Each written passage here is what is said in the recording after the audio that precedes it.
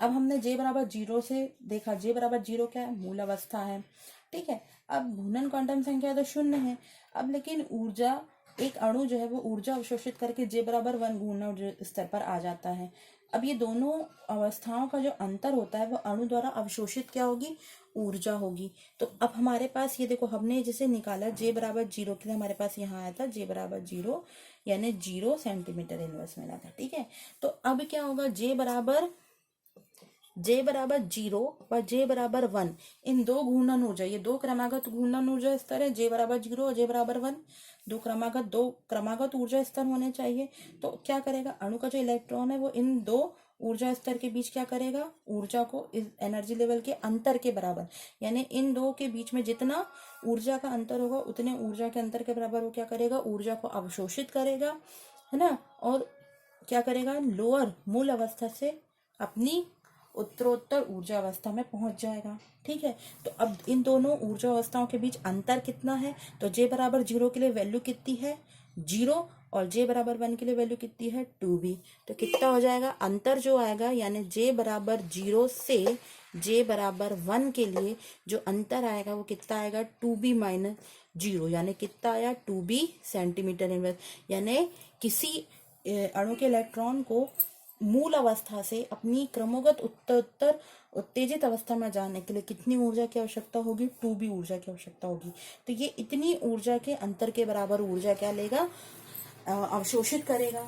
ठीक है, और इसी का हमको क्या देखना दिखता है, जितनी ऊर्जा ये अवशोषित कर रहा है और कुछ समय बाद वो उत्सर्जित भी करेगा, तो इसी का हमको क्या प्राप्त होता है, स्पेक्ट्रम प्राप्त होता है। अब इसी तरीके से हम ले लें, इसी प्रकार से हम ले लें कि अब इसका जो आपका टॉपिक डालना था वो आपका था घूर्णन स्पेक्ट्रम प्राप्त करना, घूर्णन स्पेक्ट्रम प्राप्त करना।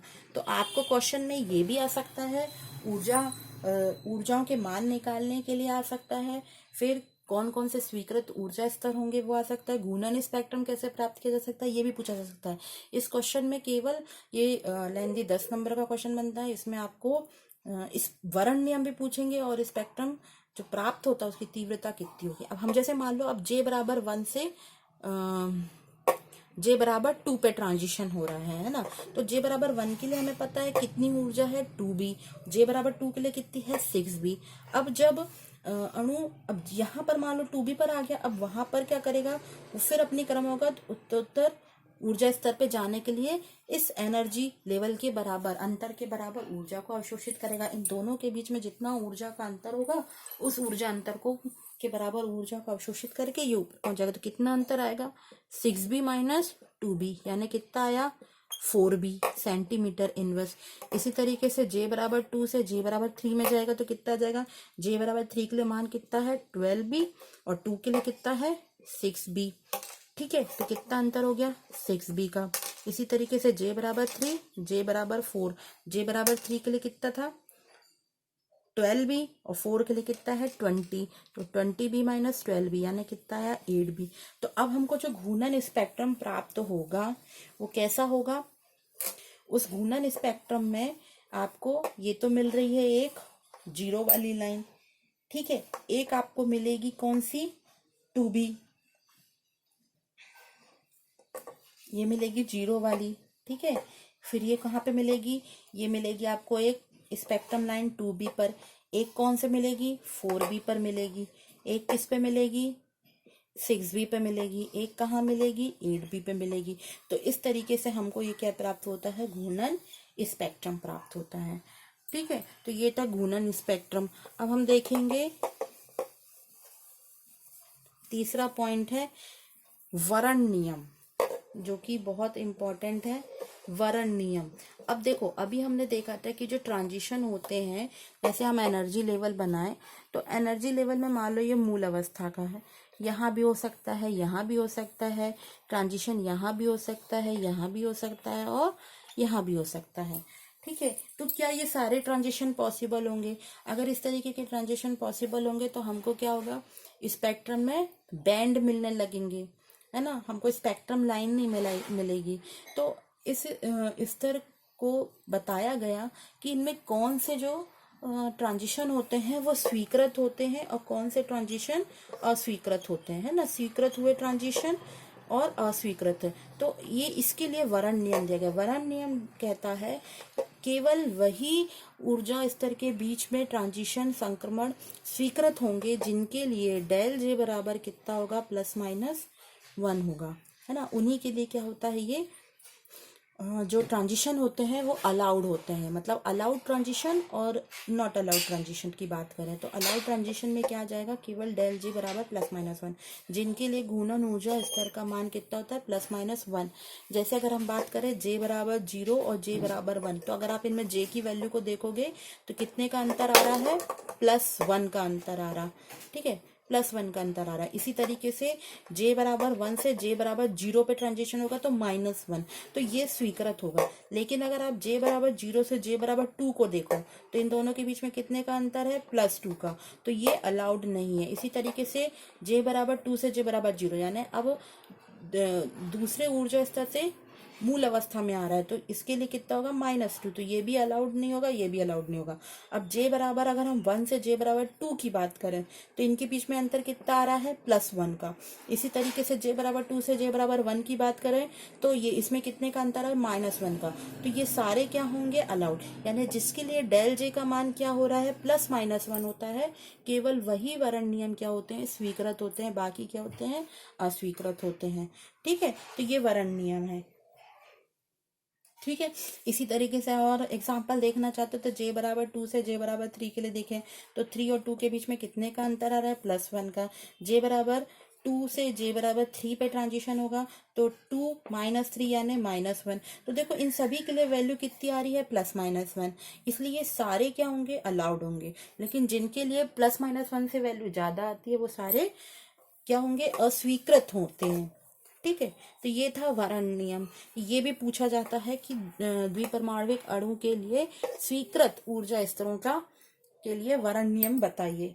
अब हम देखते हैं स्पेक्ट्रम की तीव्रता, ये चौथा पॉइंट है हमारे पास, स्पेक्ट्रम की तीव्रता, कैसी तीव्रता होनी चाहिए। अब देखो, अभी हमने देखा कि जो ट्रांजिशन हो रहे हैं वो ट्रांजिशन कौन से अलाउड है, जिनके लिए जे का मान j+1 होता है, ठीक है। तो इनके लिए क्या होते हैं, ये ट्रांजिशन अलाउड होते हैं, ठीक।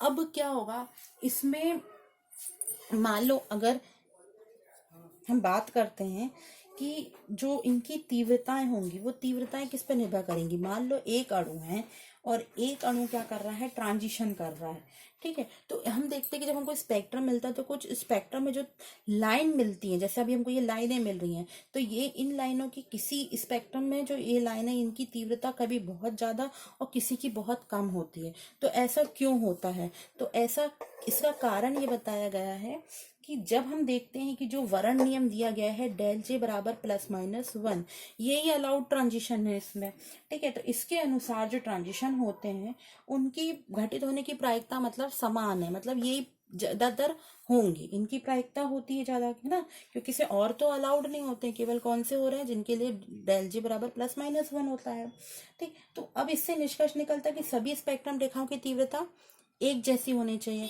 लेकिन ये एक जैसी नहीं होती। अब इसका कारण क्या है कि ऐसा क्यों नहीं होता है, तो अगर हम एक अणु की बात करें जो जे बराबर 0 से जे बराबर 1 पर ट्रांजिशन कर रहा है तो इनकी तीव्रता क्या हो सकती है, समान होनी चाहिए। लेकिन हम देखते हैं कि किसी क्षण इसकी प्रायिकता बहुत कम होती है। इसका कारण क्या होता है, देखो यहाँ पर एक ही अणु नहीं वो कर रहा है ना। अगर हम केवल एक अणु की बात कर रहे होते तो एक अणु ट्रांजिशन करता, लेकिन यहाँ पर क्या है, जैसे मान लो ट्रांजिशन हो रहा है जे बराबर 1 से जे बराबर 2 पे ट्रांजिशन हो रहा है, ठीक है। तो जे बराबर 1 से जे बराबर 2 पे जब ट्रांजिशन होता है तो एक ही अणु तो ट्रांजिशन करके 1 से 2 पे जा नहीं रहा है, यहाँ पर क्या होंगे, बहुत अधिक संख्या में परमाणु अणु होंगे, ठीक है। तो यहाँ पर इनके होने की प्रायिकता क्या है, ज्यादा। तो संक्रमण जब स्टार्ट हो रहा है तो उस समय प्रत्येक ऊर्जा स्तर पर क्या होगा, अणुओं की संख्या भिन्न भिन्न होती है। हो सकता है कुछ अणु यहाँ पर हो, हो सकता है जे बराबर 0 पर भी कुछ अणु हो। तो किसी पर्टिकुलर ऊर्जा स्तर पर अणुओं की संख्या पर निर्भर करता है। तो अणुओं की संख्या जितनी ज्यादा होगी, मान लो ये सारे अणु हैं, अब ये क्या करेंगे, ट्रांजिशन करके, जरूरी नहीं है कि कोई यहीं यहीं जाए, इनमें से बहुत क्या होंगे कहीं दूसरे ऊर्जा स्तर पर भी जा सकते हैं, लेकिन अधिकतर क्या होंगे, इस पे जाएंगे। तो अणुओं का एक प्रभाव होता है कि मतलब एक, हाँ, एक हम ये कह सकते हैं कि उनकी क्या होती है, प्रभाव होता है, जो विभिन्न स्तर पर क्या करेंगे, संक्रमण करेंगे। ठीक है, लेकिन ये संक्रमण होने की प्रायिकता समान नहीं है, इसलिए हमको क्या होता है, स्पेक्ट्रम रेखाओं की तीव्रता प्रत्येक ऊर्जा स्तर पर अणुओं की जो संख्या होती है उस पर निर्भर करती है ना, और इनके समानुपाती होती है, कि जितने अणु होंगे उतनी हमको तीव्रता देखने को मिलेगी। मान लो इस ऊर्जा स्तर पर अणु इतने हैं, तो वो ट्रांजिशन करके इस लेवल पर पहुंच रहे हैं। तो अणु जो स्पेक्ट्रम रेखाओं की तीव्रता होती है वो किसके समानुपाती होती है, अणुओं की संख्या के समानुपाती होती है। ठीक है, और जितनी ज्यादा इनकी पॉपुलेशन होगी किसी एनर्जी लेवल पर, उतनी स्पेक्ट्रम रेखाओं की तीव्रता अधिक होगी। तो तीव्रता जो होती है वो ऊर्जा स्तर की आबादी पर निर्भर करती है।